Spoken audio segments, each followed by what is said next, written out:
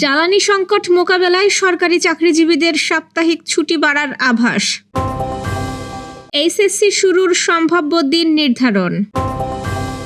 দেশের সব বিভাগে বৃষ্টির আভাস, কয়েক জায়গায় শিলাবৃষ্টির সম্ভাবনা। 111-এর আরেক কুশীলব আফজাল নাসের আটক। কেশবপুরে 1390 কৃষকের মাঝে বিনামূল্যে বীজ ও সার বিতরণ। সুনামগঞ্জে হক মার্কেটে আগুনে 12 দোকান ভস্মীভূত। ইসরায়েলের রাসায়নিক কারখানায় ইরানের ক্ষেপণাস্ত্র হামলা। বিয়েবাড়িতে চেয়ারে বসা নিয়ে দফায় দফায় সংঘর্ষ। দর্শক, শুনছিলেন দিনের খবরের প্রধান প্রধান শিরোনাম, এবার বিস্তারিত। তার আগে আমাদের ইউটিউব চ্যানেল সাবস্ক্রাইব করুন এবং সব খবর পেতে ফেসবুক পেজ ফলো করে রাখার পাশাপাশি ওয়েবসাইট ভিজিট করুন। মধ্যপ্রাচ্যে চলমান যুদ্ধের প্রভাব পড়েছে জ্বালানি তেলে। নতুন সরবরাহ কম থাকায় মজুদ দিয়ে পরিস্থিতি মোকাবেলায় হিমশিম খাচ্ছে কর্তৃপক্ষ। দেশের জ্বালানি খাতে তৈরি হওয়া চাপ সামাল দিতে সাশ্রয়ী পদক্ষেপ নেওয়ার কথা ভাবছে সরকার।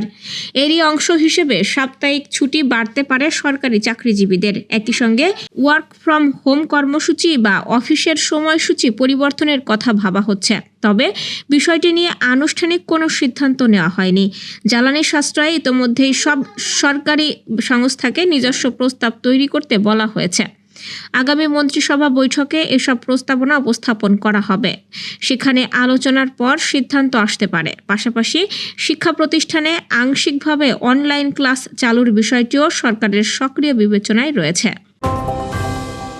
চলতি বছরের এইচএসসি ও সমমান পরীক্ষা আগামী 7 জুন থেকে শুরু হতে পারে।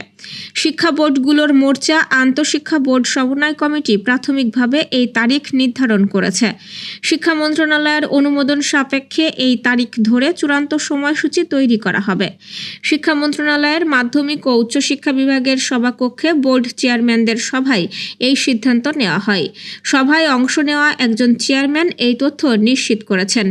তিনি বলেন, শিক্ষামন্ত্রীর সঙ্গে সবশেষ বৈঠকে তার দেওয়া দিক নির্দেশনা ও সার্বিক দিক বিবেচনা করে আগামী 7 জুন পরীক্ষা শুরুর তারিখ ঠিক করা হয়েছে।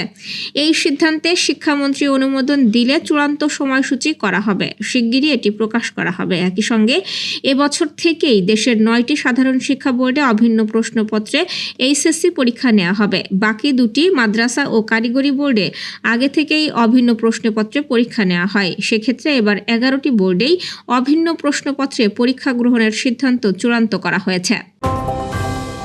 ঢাকা, ময়মনসিংহ, খুলনা, বরিশাল, চট্টগ্রাম ও সিলেট বিভাগের কিছু কিছু জায়গায় এবং রংপুর ও রাজশাহী বিভাগের 2-1 জায়গায় অস্থায়ীভাবে দমকা হাওয়া ও বিদ্যুৎ চমকানো সহ বৃষ্টি অথবা বজ্রসহ বৃষ্টি হতে পারে। সেই সঙ্গে কোথাও কোথাও বিক্ষিপ্তভাবে শিলাবৃষ্টি হতে পারে। আজ সকাল 9টা থেকে পরবর্তী 24 ঘন্টার আবহাওয়ার পূর্বাভাসে এই তথ্য জানানো হয়েছে। একই সঙ্গে সারা দেশে দিন ও রাতের তাপমাত্রা সামান্য বাড়তে পারে। আবহাওয়ার সিনপটিক অবস্থা সম্পর্কে বলা হয়েছে, লঘুচাপের বর্ধিতাংশ পশ্চিমবঙ্গ ও তৎসংলগ্ন এলাকায় অবস্থান করছে। মৌসুমের স্বাভাবিক লঘুচাপ দক্ষিণ বঙ্গোপসাগরে অবস্থান করছে। ডিজিএফআইয়ের সাবেক কর্মকর্তা ও বরখাস্তকৃত সেনা কর্মকর্তা লেফটেন্যান্ট কর্নেল আফজাল নাসেরকে রাজধানীর মিরপুর ডিওএইচএস এলাকা থেকে আটক করেছে ডিবি পুলিশ। রোববার দিবাগত রাত 3টার দিকে তাকে আটক করা হয়। ডিবির কর্মকর্তারা জানান, 2007 সালের 111-এর সময় বিএনপি নেতা তারেক রহমান সহ নেতাদের নির্যাতনের ঘটনায় তার নাম উঠে আসে। এছাড়াও তার বিরুদ্ধে একটি হত্যা মামলাও রয়েছে। এর আগে গ্রেপ্তার হওয়া সাবেক 2 সেনা কর্মকর্তার তথ্যের ভিত্তিতে তাকে আটক করা হয়েছে বলে ধারণা করা হচ্ছে। বর্তমানে তাকে জিজ্ঞাসাবাদ করা হচ্ছে এবং অভিযোগগুলো তদন্তাধীন রয়েছে। যশোরের কেশবপুরে কৃষি প্রণোদনা কর্মসূচির আওতায় 1390 জন প্রান্তিক কৃষকের মাঝে বিনামূল্যে বীজ ও সার বিতরণ করা হয়েছে। সোমবার উপজেলা পরিষদ মিলনায়তনে আয়োজিত অনুষ্ঠানে ইওনো রেক্সোনা খাতুন এই কার্যক্রমের উদ্বোধন করেন। কৃষি সম্প্রসারণ অধিদপ্তরের উদ্যোগে মুগ, তিল, পাট ও আউশ ধানের বীজ এবং ডিএপি ও এমওপি সার বিতরণ করা হয়। উপজেলা কৃষি কর্মকর্তা আব্দুল্লাহ আল মামুন জানান, খরিফ মৌসুমে আবাদ বৃদ্ধি করতেই এই উদ্যোগ নেওয়া হয়েছে। বিনামূল্যে উপকরণ পেয়ে কৃষকরা সন্তোষ প্রকাশ করেছেন। সুনামগঞ্জ সদর উপজেলার ট্রাফিক পয়েন্ট এলাকার হক মার্কেটে ভয়াবহ আগুনে 8 থেকে 10 কোটি টাকার ক্ষয়ক্ষতি হয়েছে বলে জানিয়েছে ব্যবসায়ীরা। রোববার রাত 11:30টার দিকে এই অগ্নিকাণ্ডের ঘটনা ঘটে। একটি জুতার দোকানের শর্ট সার্কিট থেকে আগুনের সূত্রপাত। দোকানে জুতা মজুত থাকায় আগুন দ্রুত ছড়িয়ে পড়ে। দোকানিরা অনেকে বাইরে চলে এলেও ভেতরে থাকা সব মালামাল পুড়ে যায়। আগুনের তীব্রতা এত বেশি ছিল যে মার্কেটের আশেপাশের 8 থেকে 10টি দোকান আগুন ছড়িয়ে পড়ে। ফায়ার সার্ভিস, পুলিশ, বিজিবির সম্মিলিত চেষ্টায় 2 ঘন্টা পর আগুন নিয়ন্ত্রণে আসে। ইরান থেকে ছোড়া একটি ব্যালিস্টিক ক্ষেপণাস্ত্রের খণ্ডাংশ ইসরায়েলের দক্ষিণাঞ্চলের একটি রাসায়নিক কারখানায় আঘাত হেনেছে। রোববার এ হামলায় কেউ হতাহত না হলেও কারখানাটিতে আগুন লেগে যায় এবং বিপজ্জনক রাসায়নিক পদার্থ ছড়িয়ে পড়ার আশঙ্কা দেখা দিয়েছে। ইসরায়েলি প্রতিরক্ষা বাহিনী এই তথ্য জানিয়েছে। দিনের 6ষ্ঠ ক্ষেপণাস্ত্র হামলায় একটি শিল্পাঞ্চলে আঘাত হানে এবং আগুন ধরে যায়। এরপর আরও ক্ষেপণাস্ত্র হামলা চালানো হয়, যার একটির আঘাতে দক্ষিণাঞ্চলীয় শহর বীরশেবায় 11 জন সামান্য আহত হন।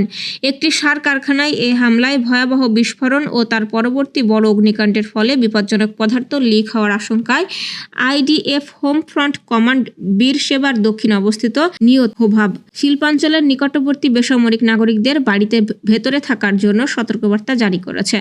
আগুন নিয়ন্ত্রণে আনার পর পরিবেশ সুরক্ষা মন্ত্রণালয় জানিয়েছে জনসাধারণের জন্য কোনো ঝুঁকি নেই। মাদারীপুরে বিয়ের বাড়িতে চেয়ারে বসা নিয়ে 2 পক্ষের বাকবিতণ্ডার জেরে দফায় দফায় সংঘর্ষ এবং ভাঙচুরের ঘটনা ঘটেছে। এ ঘটনায় 5 জন আহত হয়েছেন। পৌর শহরের থানতলী এলাকায় রোববার সন্ধ্যা থেকে রাত পর্যন্ত স্থানীয় আকিব ও মঈন গ্রুপের মধ্যে দফায় দফায় সংঘর্ষ হয়। আজ সোমবার ভোর রাতে ফের 2 পক্ষের সংঘর্ষ বাধে। এসব সংঘর্ষে শতাধিক ককটেল বিস্ফোরণের ঘটনা ঘটেছে। অন্তত 5টি বাড়িঘর ভাঙচুর করা হয়। পুলিশ ও স্থানীয় সূত্র জানিয়েছে, শনিবার দুপুরে শহরের একটি কমিউনিটি সেন্টারে পাকদি এলাকার শাহজাহানের ছেলে ইতালি প্রবাসী মামুনের বিয়ের অনুষ্ঠানের আয়োজন করা হয়। সেই অনুষ্ঠানে চেয়ারে বসাকে কেন্দ্র করে থানতলী এলাকার ফজল খাঁর ছেলে আকিব খাঁ এবং পাকদি এলাকার দবির মুন্সির ছেলে মঈন মুন্সির মধ্যে বাকবিতণ্ডা হয়। পরে উপস্থিত অতিথিরা বিষয়টি মীমাংসা করে দেন। তবে এই কলহের জের ধরে রোববার সন্ধ্যায় আকিব ও মঈন গ্রুপের মধ্যে সংঘর্ষ হয়। এ সময় একের পর এক ককটেল বিস্ফোরণ শব্দে পুরো এলাকা আতঙ্ক ছড়ায়। দ্বিতীয় দফায় রাত 9টার দিকে আবার উভয় পক্ষ সংঘর্ষে জড়িয়ে পড়ে। খবর পেয়ে সদর মডেল থানা পুলিশ ঘটনাস্থলে গিয়ে কাঁদানে গ্যাসের শেল ছুড়ে পরিস্থিতি নিয়ন্ত্রণে আনে। আজ ভোর রাতে ফের সংঘর্ষে জড়ায় 2 পক্ষ। এ সময় পাকদি এলাকার প্রায় 15টি বাড়িঘর ভাঙচুর করা হয়। এতে আহত হন 5 জন। আহতরা বিভিন্ন হাসপাতালে চিকিৎসা নিয়েছেন। দর্শক, এ ছিল দুপুরের আয়োজন। সন্ধ্যার খবর দেখার আমন্ত্রণ রইল। এতক্ষণ সাথে থাকার জন্য ধন্যবাদ।